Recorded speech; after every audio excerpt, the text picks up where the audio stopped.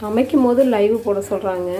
சமைக்கும் போது எப்படி லைவ் போடுறது அப்படின்னு சொல்லிட்டு எனக்கு தெரில. உண்மையாலுமே சாப்பாடு செஞ்சு வச்சாச்சு. சாப்பாடு பெருசுங்களுக்கும் செஞ்சாச்சு. முட்டை தனியாக வச்சுருக்கேன் இங்கே. அது போக மறுபடியும் பருப்பு போட்டு கொஞ்சம் இங்கிட்டு தனியாக வச்சுருக்கேன். இதை அப்படியே சாதத்தோடு பிணைஞ்சிட்டு இதையும் கொஞ்சம் எடுத்து பிணையலாம் அப்படின்னு சொல்லிட்டு, கொஞ்சம் ரெக்கவர் ஆகாதவங்களுக்கு சாப்பிட்டு முடித்ததுக்கப்புறம் தனியாக கொடுக்கணும் அப்படிங்கிறதுக்காண்டியே ஒரு 20 முட்டையாக அவிச்சு வச்சுருவேன். எல்லாம் சேர்த்து 20 தான். இந்த பக்கெட்டில் இப்போ வந்து பாத்திரம் பற்ற மாட்டேங்குது. இந்த பாத்திரம்லாம் சுத்தமாக பற்றலை, கிளற முடியலை. அதனால் பக்கெட் எடுத்துட்டேன்.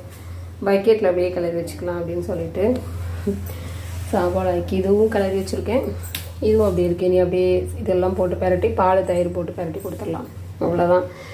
அப்புறம் மித்ரா பற்றி சொல்லணும். மித்ரா பற்றி தனியாக ஒரு வீடியோ போடணும். மித்ராவுக்கு ஃபார்வோ வந்ததுனால இறந்துருச்சு திடீர்னு. அதனால் நல்லா இருந்தது.